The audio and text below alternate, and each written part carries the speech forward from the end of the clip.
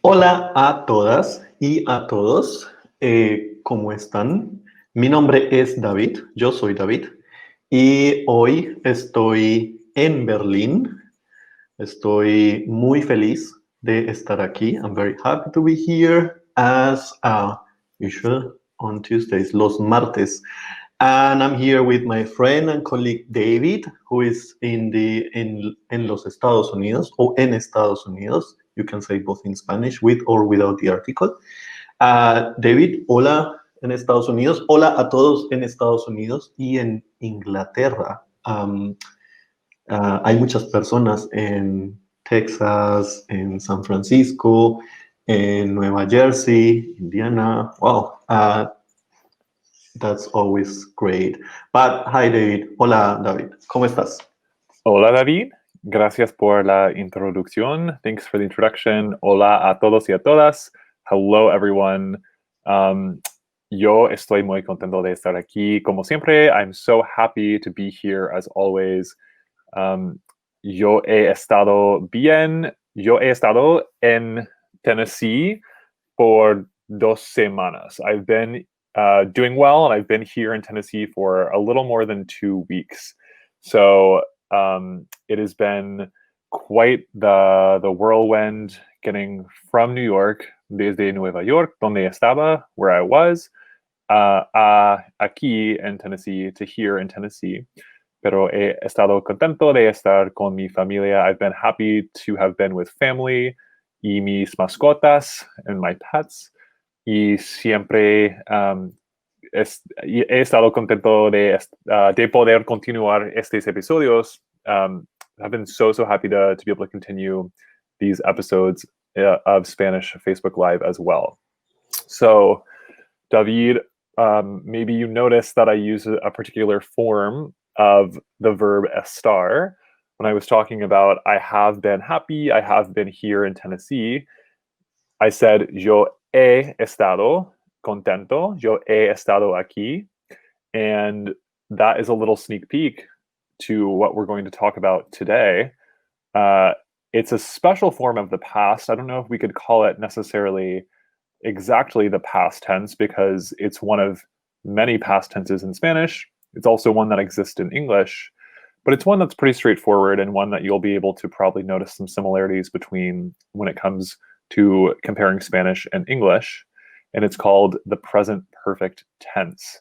So, David, are you ready to dive right into this really fun topic? I'm always interested in touching on these topics. We haven't forgotten them. It's just that we've been busy. Hemos estado ocupados with some other important topics, subjuntivo, vocabulario, como la última semana, cultura. Mm-hmm. We have been having Rita here with us as well, helping us. Today it's time for the past, one of the past tenses that we have in Spanish. And as you said, this shouldn't be that difficult because we also use it in English. It's very, very, very similar, I would say. And I think it's pretty simple, pretty straightforward to use if we always remember a few rules. Yeah, I think we can start. I also noticed that you use a lot he estado ocupado. I've been busy. I've been with my family, and so on. And that's what we are going to talk about today.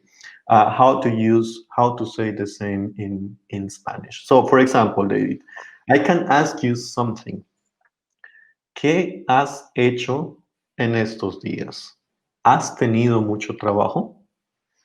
And I could say, pues David, si yo he tenido mucho trabajo, también yo he podido cocinar, yo he pasado tiempo con mi familia, I have been able to cook, I have spent time with my family, hemos visto unas películas, we have seen some movies,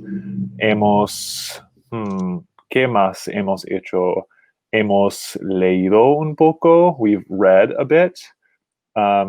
Yo he trabajado en proyectos para Babbel. I've worked on projects for Babbel. Yo he trabajado en proyectos personales. I've worked on personal projects. So I'm describing things that I have done that I started in the past. Let's say, here's the starting point A, and then I continue doing that thing, same verb, to the ending point B, which is right now, but it's continuing. It's not necessarily finished, but I started in the past and I'm moving towards the future with a continual action. This is a concept that we call present perfect tense in English, and you probably use it all the time. I've been busy. We have seen a movie. I have lived here for 10 years. Same concept. And in Spanish, it's actually not too difficult to form that present perfect tense. We're going to use a special verb that's known as haber. And it kind of translates to have, but not in the same sense as to have, the verb tener is to have a daughter or to have homework or to have to do something. This verb haber is what's known as an auxiliary verb. It kind of helps out other verbs and you put them together to make a more compound tense like the present perfect. So haber means to have, as in to have done something. And we'll see how we form that construction. I think that's a very good explanation, David. This is a good way to start with this topic. So since you mentioned haber, which is an auxiliary verb, which means it helps other verbs to have like to show its meaning in a sentence in a different tense, in a different mood, for example, in this case in a different tense. Let's have a look at how we conjugate this verb haber. So again, Spanish verbs are conjugated, and in this case, auxiliary verbs are always conjugated. We will have a look at haber. And let's start with the subject yo, I. So how do we say I have done, I have thought, I have cooked? Yo he. This is the first part that we need. Yo he. Yo he trabajado, yo he aprendido, yo he visitado. Yeah. And if we change the subject, and instead of yo, I say tú, we're going to use the form as. Tú has. Remember that we can drop the personal pronoun because of the conjugation. So when we say he comido, I understand that it's me, the person who's eaten. And the same with has trabajado, it's you too. You have worked. In the case of ella and él, and also usted, we don't have it here in the list, but usted means you, formal you, when addressing only one person. We will use the same verb form, which is a. Pay attention to the H because we don't pronounce it. So it sounds like the vowel. And this is also one of the reasons why many Spanish native speakers make this kind of mistakes when spelling these verbs, when writing them down. So it's very common to see that people drop the H because they think it doesn't exist, or they are confused with the preposition a, for example, when someone wants to say él ha trabajado. Many of the Spanish speakers actually drop the H, and that's a spelling mistake, a very big one. So let's get used to adding this H because it's very, very important. Yeah. So yo he, tú has, ella ha, él ha, usted ha. So these are the forms of haber in the singular when only talking about one person, that being me, that being you, or that being someone else, him, her. But what happens when we talk about, when we have a subject that is in the plural, when we talk about a group of people. If I'm included there, then it would be nosotros, nosotras. What happens to that, David? So we see a whole different set of forms that look a little bit like the conjugations for a regular verb, maybe an ER mixed with some IR, or some AR verbs mixed with some IR endings. But you might recognize some of these words if you've seen them before. We have nosotros, nosotras, which means we, plural. Hemos, vosotras, vosotros, which means you all, informal. And remember, this form is only used in Spain, habéis. And then the third person plural, so talking about them, whether it's an all-male group, an all-female group of them, or a mixed group, and even ustedes, which is the form meaning you all, plural, it's both informal and formal in countries that aren't Spain. And in Spain, it would just be the formal form of you, plural. So we have ellos, ellas, ustedes, they, or you all, on. So we'll take a little bit of a second to remind you here that when we have these conjugated forms of the verb haber, it's important that we remember that these forms of the verb don't stand alone. So we didn't write the ellipses, the 3 dots after these forms here, but let's say we show you these forms and we say yo he. So we see that there's a series of dots. There's something missing there, and that's because we need to have another form of another verb following the conjugation of haber. So if we say yo he, tú has, ella ha, it doesn't mean much because haber is a helping verb, it's an auxiliary verb, and it requires the use of another verb that follows it. So if I say yo he, well, you're going to be confused. A native Spanish speaker would be confused because the question then would be, okay, tú has qué? If I say yo he, I have, and I don't put another verb after it, a speaker would say, qué has hecho? What have you done?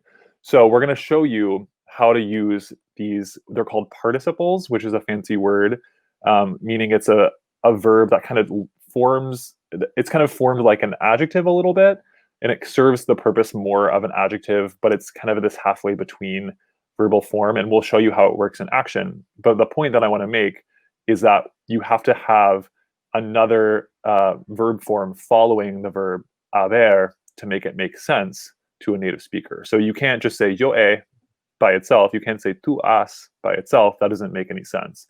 You need to follow it with this other verb form. And that's how you will form the present perfect tense in Spanish. So to quickly clear up any questions so Rita's asking, what does haber mean?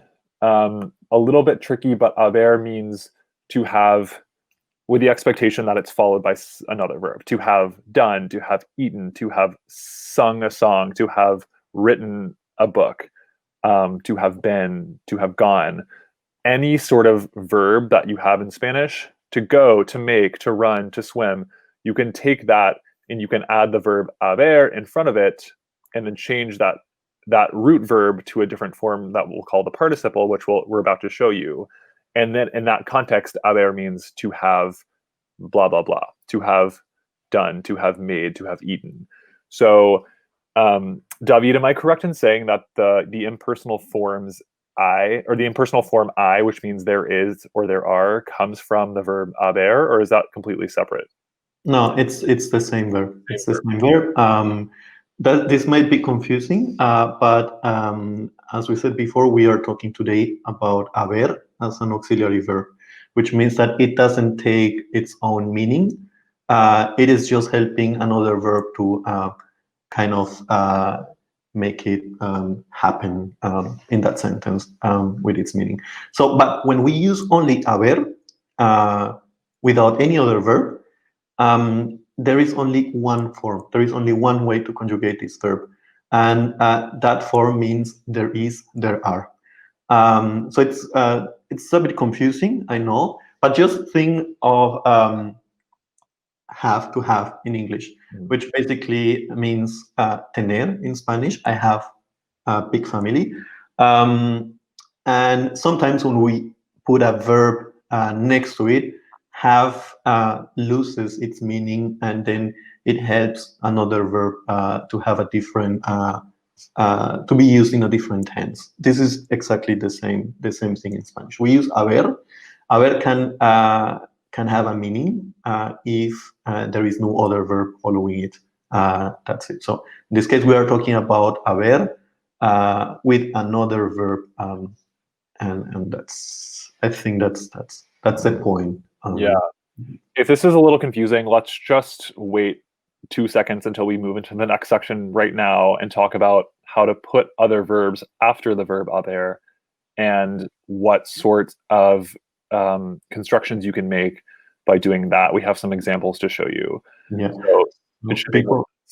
I think before we move on to the sentences, there is also a question asked here by Paulina, which is when do we use the Spanish a? So when we swap the letters, and this is what we call an interjection in linguistics, which is basically a little word that we use without explicit meaning. It is just something that we use actually in the case of Spanish to draw someone's attention to us. So it's kind of a word that we use just to say, hey, like, hey, hey, can you pass me this, please? Can you pass me the salt? Hey, puedes pasarme la sal, please? So as you see, if we swap the letters, it means something different, but we still say a. So it sounds very, it's exactly the same when we pronounce this word. So don't get confused by that. EH in Spanish is an interjection, and this is used in a way different context. So this doesn't have anything to do with what we are learning today, which is pretérito perfecto, which is kind of interesting because you say present perfect in English. In Spanish, we have a special reference to the action starting in the past. So that's why it is called pretérito perfecto. But I think this is just too official, and no one needs to know that name. We just need to know how it works. So David, if you agree, we can show the sentences. Let's do it. Okay, so I think this is the best way to understand what we are talking about. Let's start with this sentence.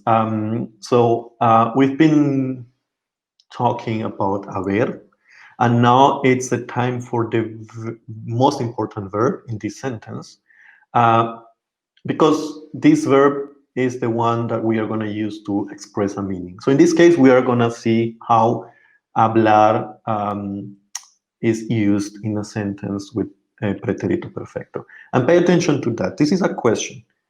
¿Has hablado con tus padres esta semana?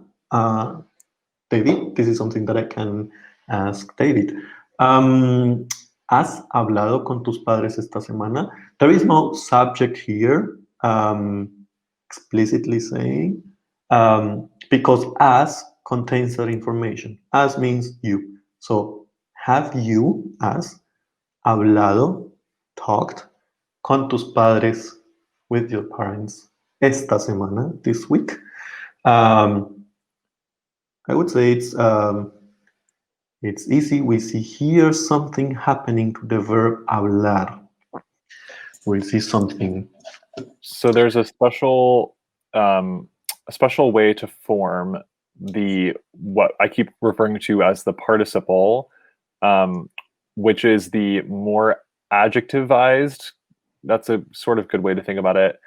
The more adjectivized form of the verb. So let's take hablar in this sentence, hablar, to speak or to talk.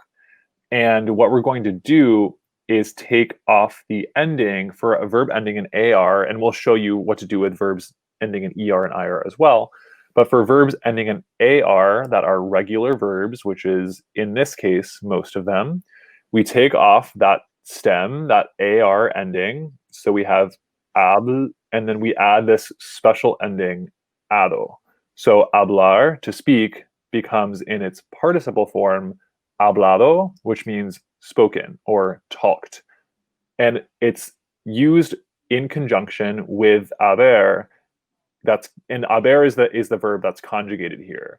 So we'll see that hablado doesn't actually take different forms depending on the subject of who's having spoken or who's having talked. It's actually the verb haber that changes. So if I say, sí, David, yo he hablado con mis padres. Yes, David, I have spoken with my parents. I have talked with my parents.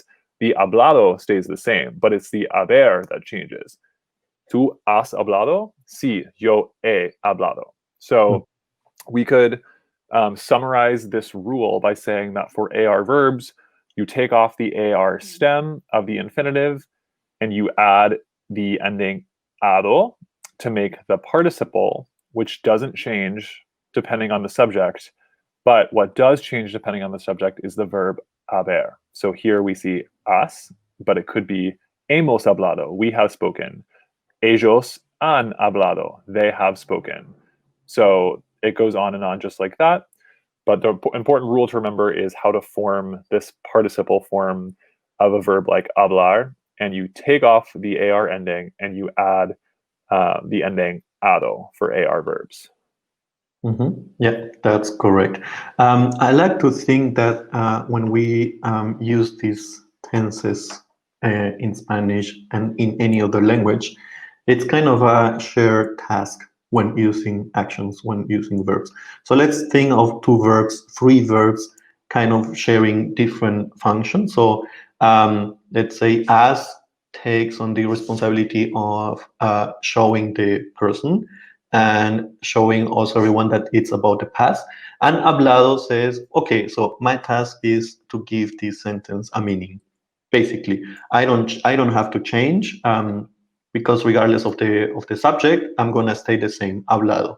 So this is a pretty let's say metaphor association that I always use when learning language, especially because this tense is way used in many languages that we speak. And I think we can see this pattern also in this other example sentence that we are gonna display here on the screen. Let's take the verb estar. Estar ends in AR as hablar does. So again, we just drop the ending AR. So we have the verb est, and then we just add the ending ado. Aún no he estado en México. I haven't yet been to Mexico. Aún no he estado en México. This sentence is, I would say, it's a coincidence that we have it here, and Dana is also asking something about the verb estar. Because I agree with her, we would need also a new separate lesson to talk about this. But she mentions here something interesting. I have been working. We have been learning, I don't know, a new language for 6 months, 8 months, 1 year. So we can do these kind of sentences. We can build them also in Spanish. The main idea is to understand how to assign the different roles to the different verbs in the sentence.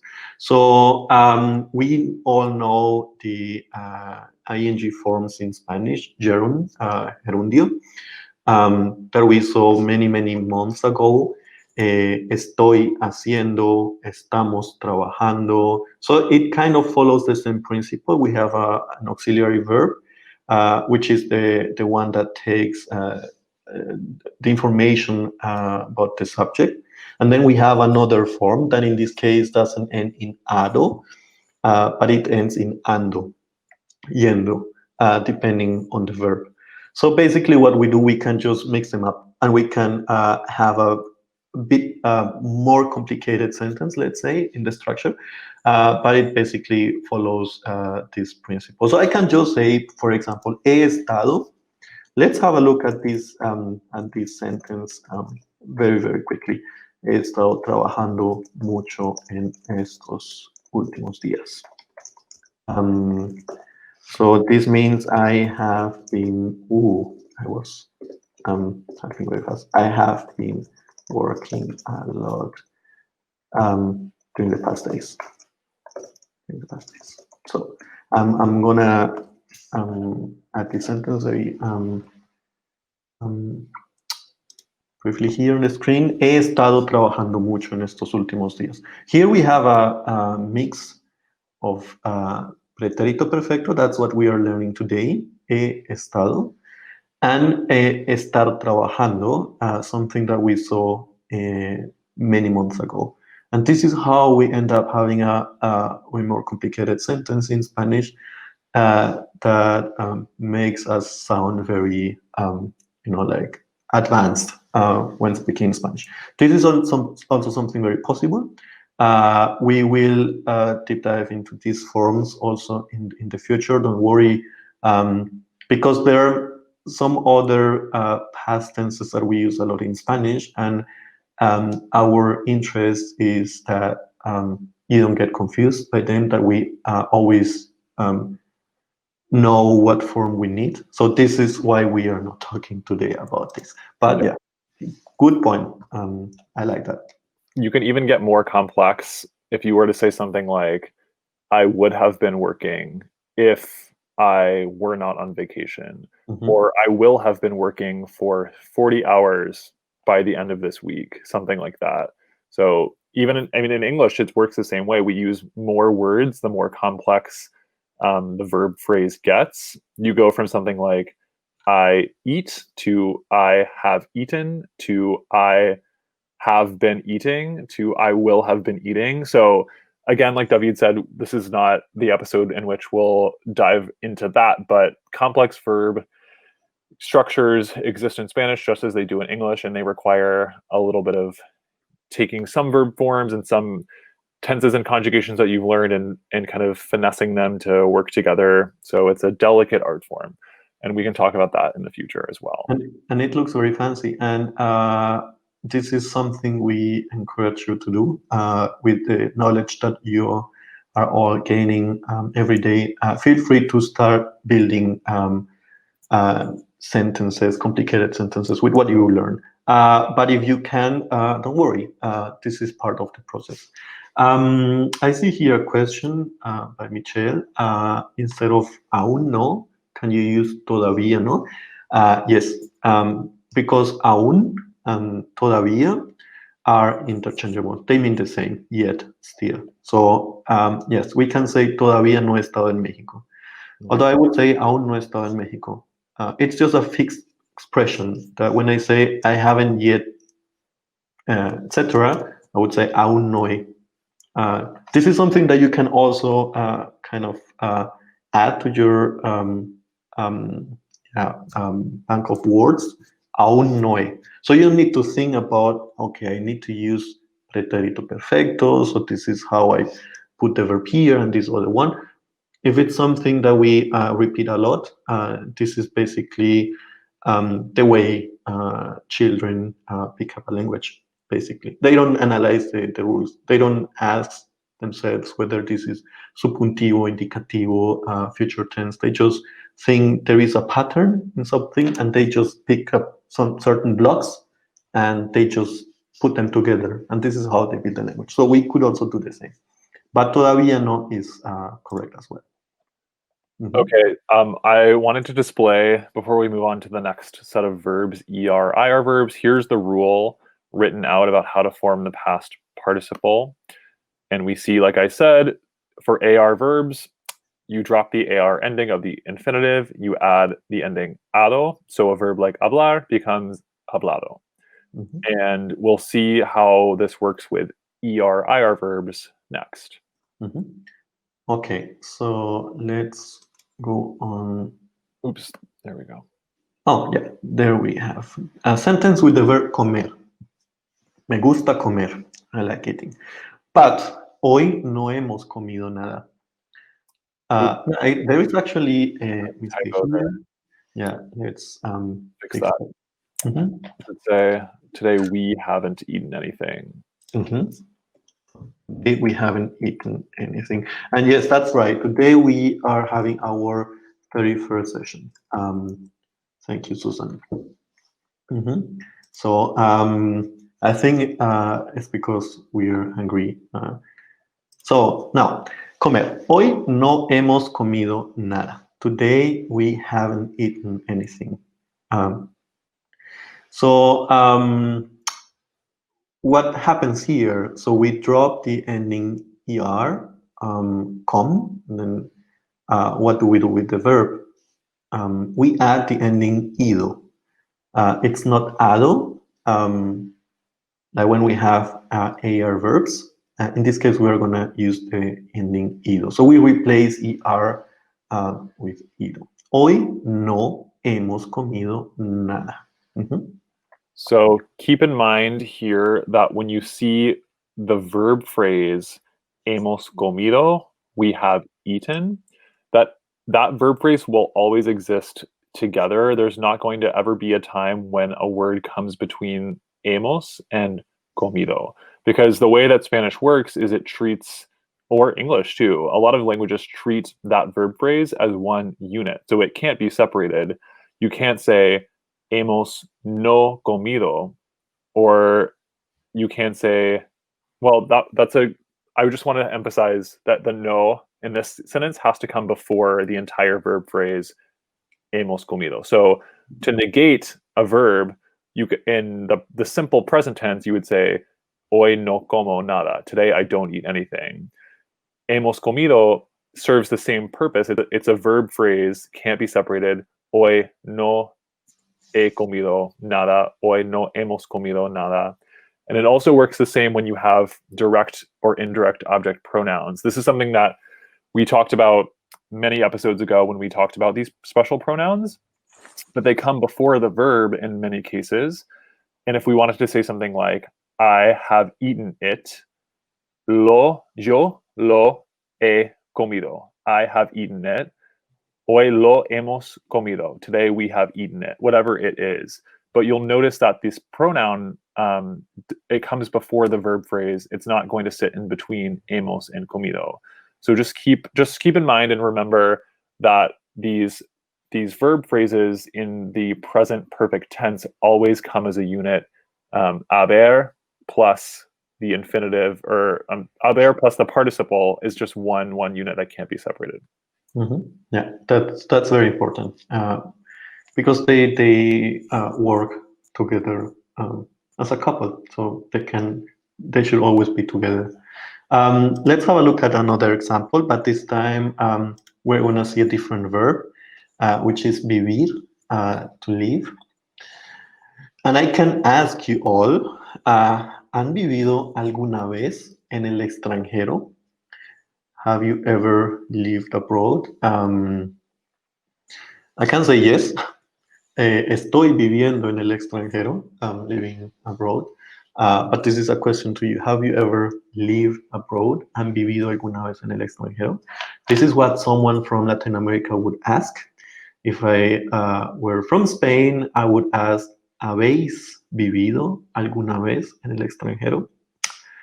So what's the point here? We just looked at a sentence with the verb comer that ends in er. And in this case, we have a verb that ends in ir, vivir. Both verbs will take the same ending when having the participle here, which is, in this case, ido, vivido. So we drop the infinitive ending and we just add ido. Comido, vivido, reído, dormido. So it's pretty useful to know this information. Right. So So Susan asked, to follow up on the point that I just talked about with object pronouns and negation, where would the object pronoun go in a negative sentence? So I wrote this example sentence here, and I said, no lo he comido. I haven't eaten it. And so we see that the verb phrase is still together as always. Like I said, he comido doesn't get separated. I have eaten. If we want to make that negative, then the negation comes before the verb phrase, no he comido. But then if we add an indirect object or direct object pronoun or both, those will then go after the negation before the verb phrase. So it's negation. Wait, I'm trying to, my camera is mirrored, so I'm trying to do negation here, then pronouns, object pronouns, and then finally the verb phrase, he comido. So hope that makes it a little more clear. Yeah. That's a very important question because when I learned French as well, and it's kind of the same situation. Sometimes I don't know where to put a certain word, even though I speak Spanish and French are very similar languages. So I think it's a very, very valid question, and it has to do with hierarchy and relationship. So we saw that the verbs are together. They are a lovely couple that they can and they can live in a separate way. So they are together. Verbs have, let's say, complements. So when we eat something, that something is depending on the verb. So comer algo, lo como. I eat it. Yeah. So that's why those pronouns are also together with the verb. Yeah. And any other word, it can be no, it can be any other adverb, por la mañana, etc. That can be floating around in the sentence in a more flexible way. If it's no, it's going to be very close as possible to the verbs. But if there is a pronoun, pronouns are more important, let's say, to those verbs. So I think this is it. I saw here a question by Patrick. Yes, Patrick, you can say, hoy no he comido nada. Just remember to add an H to hoy, which means today. Today I haven't eaten anything. Hoy no he comido nada. That's great. I hope this is just an example sentence because it's already time for lunch and you should have already had breakfast at least. So is there, here we have a question, alguna vez.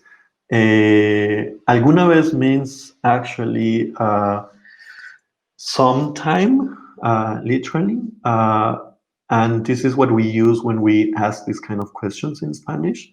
¿Has estado alguna vez en Mexico? For example, have you ever been to Mexico? So it's funny because when I was learning English, I was also asking, okay, why don't you use sometime as in Spanish? Because we tend to translate word by word. But in this kind of expressions, we say in Spanish literally sometime or anytime. Mm-hmm. Okay, so before we move to the next final session, here is a summary of how you make the past participle of verbs ending in ER and IR. And you'll notice that these verbs actually take the same ending. So comer and vivir, even though one ends in ER, one ends in IR, they both take the ending ido. So comer becomes comido, vivir, vivido. Mm-hmm. And remember, these don't change. Whoever the subject is, that will be reflected in the verb haber and its conjugation. And comer becomes comido, and that it stays that way. It doesn't change based on the subject. Same thing with hablar, hablado, vivir, vivido. The subject is reflected in the verb haber and its conjugation too. Mm-hmm. Yes, that's correct. So Italian is a lovely language. That's a good choice, Gail. And yes, that's right. It's not the same thing. French and Spanish might share many rules and also many words, but the pronunciation and some parts of the grammar are very unique to each language. And to answer Linda's question, no he estado en México, aún no conozco. He estado en Chile y en Colombia, soy de Colombia. Son los dos países de Latinoamérica que conozco y he estado en España también. David, ¿has estado en México? Sí, yo he estado 2 veces en México. I've been twice to Mexico. En México? En México. Sí. Mhm. That's one place where prepositions differ between English and Spanish is we say, I've been to Mexico, but in Spanish we'd say, yo he estado en México. Mhm. Could you also, David, say, yo he ido, I have gone a México?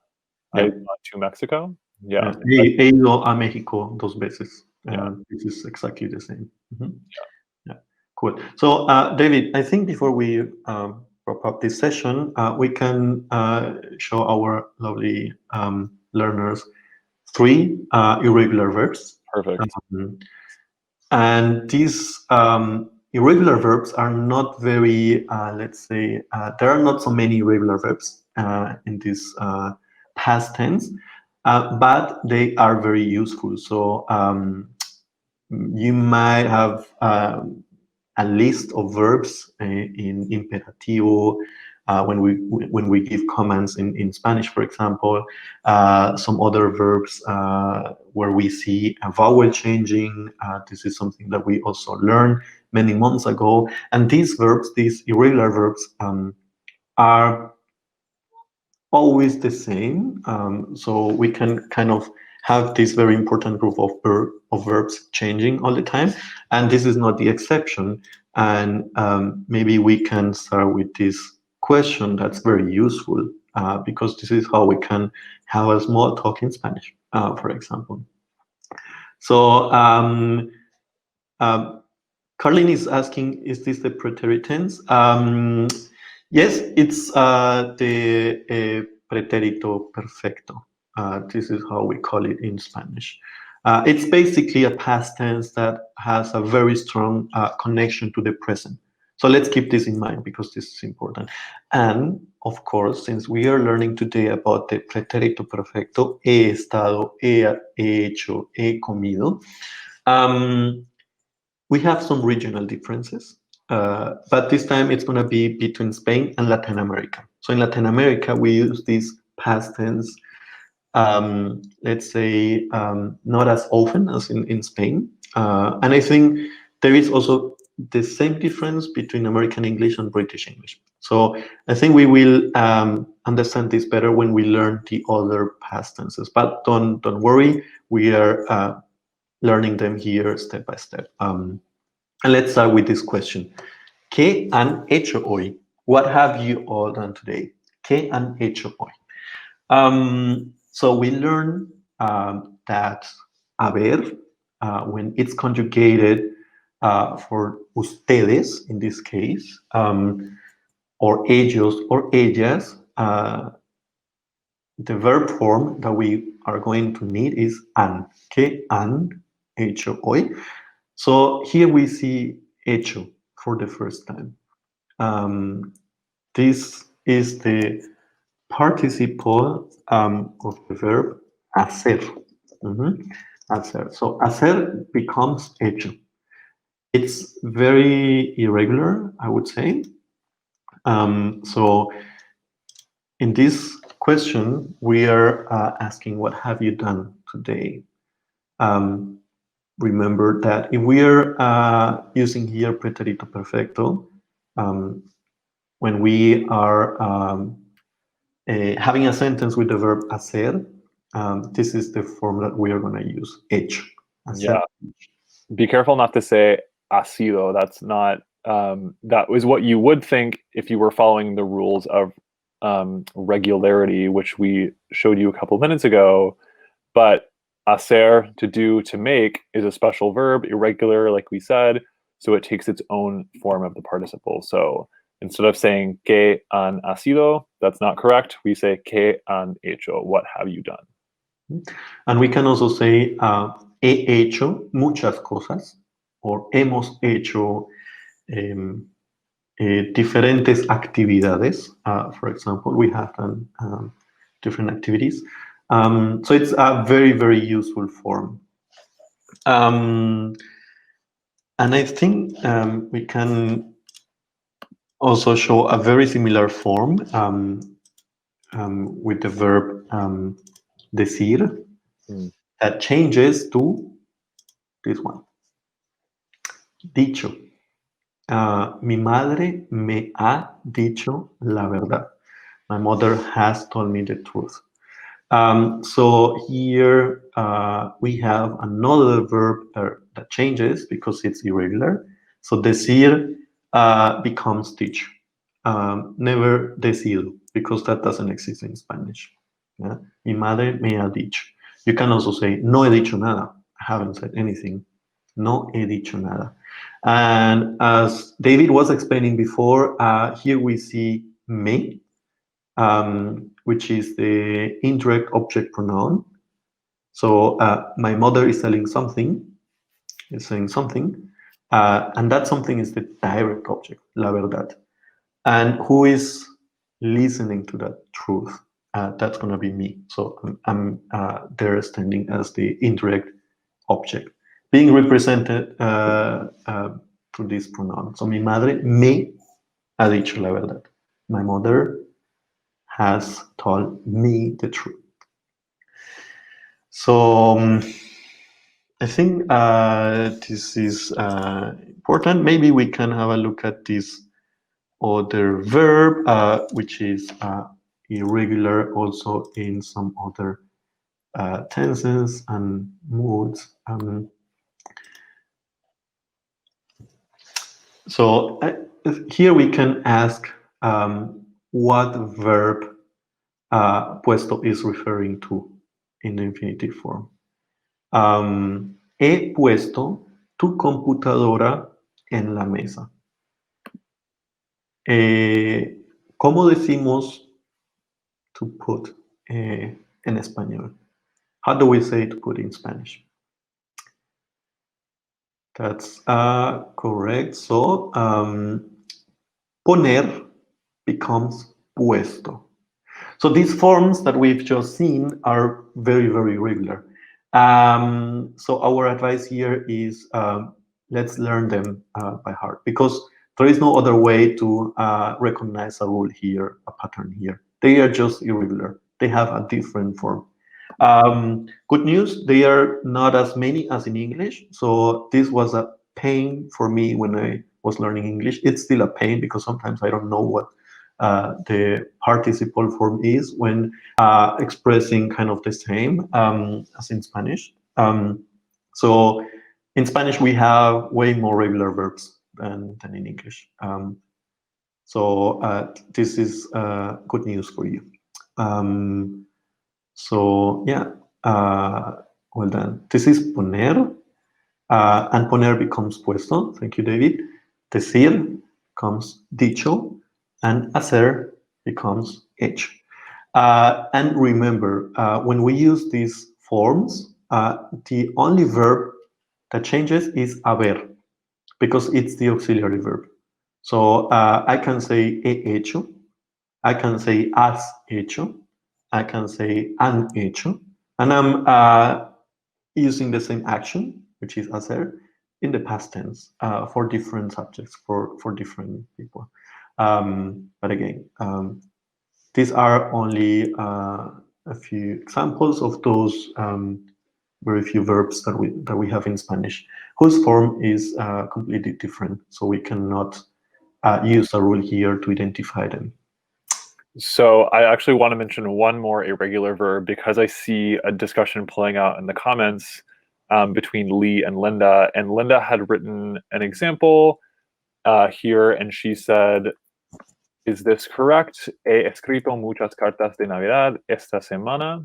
I have written many letters, many Christmas cards or letters this week. That's actually very correct. So one would think that escribir, if it were a regular verb, which in most cases it is, would become escribido, as Lee wrote here. But unless you know that this is actually an irregular verb in the past participle, you wouldn't know to say he escrito. So I wrote this example right here. So escribir, to write, is actually another example of an irregular verb when you form its participle. So escribir becomes escrito, not escribido.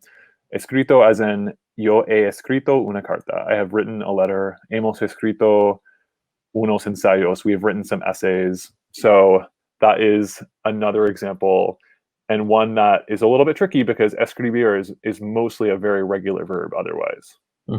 Yeah, that's correct. Yeah, this is one of the cases where we don't know how to use the irregular form. But again, it's a very small list of irregular participles, and escribir belongs to that list. Yeah. So, David, I think we can have the test next Tuesday. Yes. So I think you'll have 1 week more to study this topic.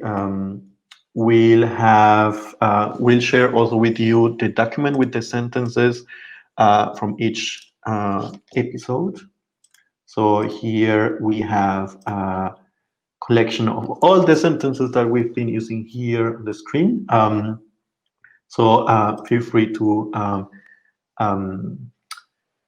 get access to that document and navigate through it and print it out. It's all for you. So I hope you can learn a lot with it. And Lee, don't be sorry. It's perfect. It's better to say he escribido cartas. And that actually sounds very cute because this is how little children speak in Spanish. When they sometimes tend to make a rule general for all the verbs, this is the kind of sentences that they can say. So it's great, and I think no one will say, "Oh, you're speaking really bad Spanish." I think we Spanish speakers are always very happy to hear everyone speaking Spanish. So don't feel sorry. Don't be. Okay, I think it's about time to say goodbye in the interest of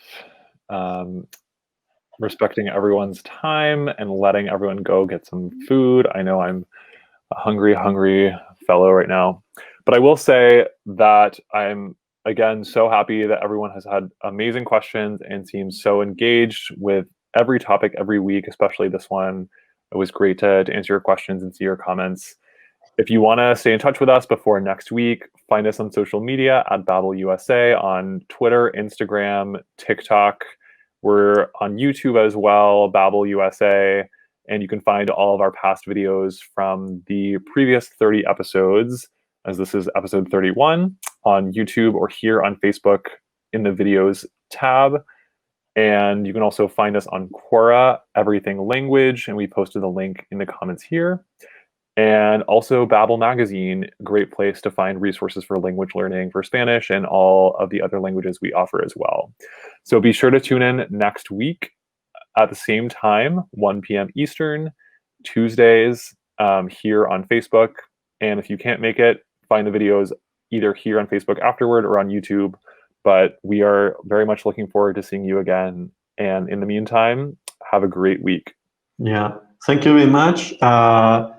And I'm also looking forward to next Tuesday. Thank you also, Ken, because he corrected me. We cannot say very unique in English. I'm also learning with you. Thank you. I am very happy porque he compartido tiempo con ustedes because we've been spending this time all together. And stay healthy. It's very important, muy importante para las fiestas, para la celebración de Navidad. For Christmas and all these celebrations.